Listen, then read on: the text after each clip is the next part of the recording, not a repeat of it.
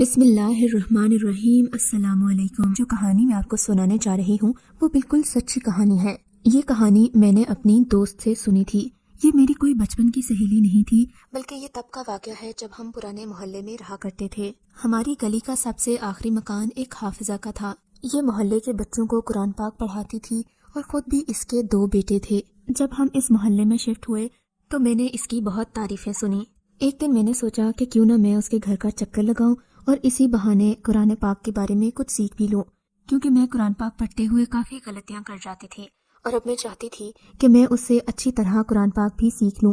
ایک دن یونیورسٹی سے واپسی پر میں اس کے گھر گئی تو اس کے گھر کے اندر داخل ہوتے ہی مجھے عجیب طرح کا سکون محسوس ہوا۔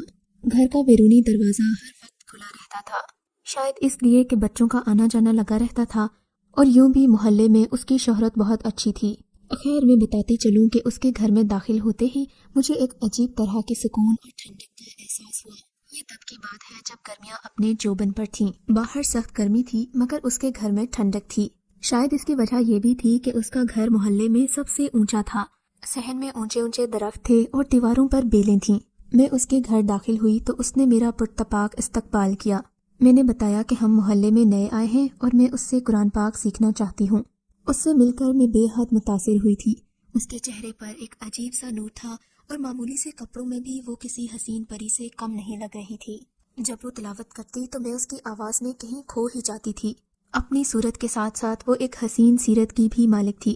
اس کے گھر میں سبھی آنے والے بچوں سے تقریباً میری دوستی ہو چکی تھی، مگر اس کے اپنے بچے مجھ سے بات کرتے تھے اور نہ ہی زیادہ سامنے آتے تھے۔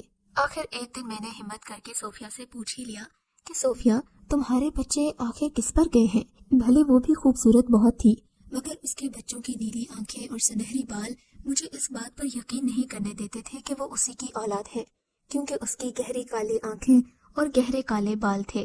میری بات پر وہ دھیرے سے مسکرائی اور ابھی اس نے کچھ کہنے کے لیے لب کھولے ہی تھے کہ مغرب کی آذان ہونے لگی۔ وہ آذان کے احترام میں خاموش ہو گئی، مگر پھر میرے گھر جانے کا وقت بھی ہو گیا تھا۔ میں نے اس سے اجازت لی اور کل آنے کا وعدہ کر کے واپس گھر آ گئی، مگر میرا ذہن بے چین ہو چکا تھا۔ نہ ہی میں نے کبھی اس کے شوہر کو دیکھا تھا اور نہ ہی اس کے گھر میں کوئی اور رہتا تھا۔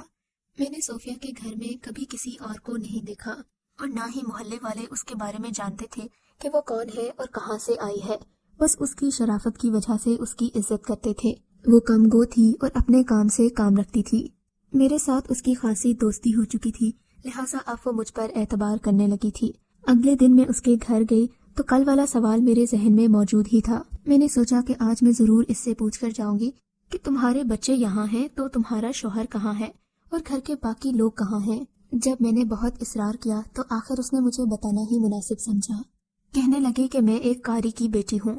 ہمارے ابا نے شادی کے بعد امی کو قرآن پاک خود پڑھایا تھا اور اس کے بعد ہم تینوں بہنوں کو بھی قرآن پاک امی نے ہی سکھایا تھا۔ میری بڑی 2 بہنوں کی شادی ہو چکی تھی اور میں گھر میں اکیلی تھی۔ چاند رات والے دن میں اپنی خالہ کے ساتھ چوڑیاں لینے بازار گئی، کیونکہ ہماری امی بازاروں کے چکر نہیں لگاتی تھیں، لیکن میں چھوٹی تھی، مجھے اپنا شوق تو پورا کرنا ہی تھا، اس لیے امی نے مجھے خالہ اور خالہ کی بیٹیوں کے ساتھ بازار بھیج دیا۔ مگر میں کیا جانتی تھی کہ یہ عید میرے لیے قیامت ہوگی۔ بتاتی چلوں کہ میرے ابو مسجد کے امام اور قاری تھے۔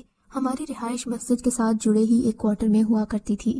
مسجد میں نمازی نماز پڑھتے تھے تو ہمارے گھر میں بھی آواز آتی تھی۔ یہ میری زندگی کے بہترین دن تھے۔ مگر اس دن جب میں گھر آئی تو دیکھا کہ مسجد کے پاس ایمبولینس کی آوازیں آ رہی ہیں اور لوگوں کا ہجوم جمع ہے۔ میں پریشان ہو گئی۔ پتہ چلا کہ مسجد میں دھماکہ ہو گیا ہے۔ 50 کے قریب نمازی زخمی ہو گئے تھے اور تقریباً اتنے ہی شہید بھی ہو چکے تھے۔ میری تو جیسے دنیا ہی اجڑ گئی تھی۔ میرے امی ابو بھی اس حادثے میں فوت ہو گئے تھے۔ میری دنیا ہی اجڑ چکی تھی، ہمارا تو پہلے ہی کوئی نہیں تھا۔ اب میں پہلے سے بھی زیادہ بے سہارا ہو گئی تھی۔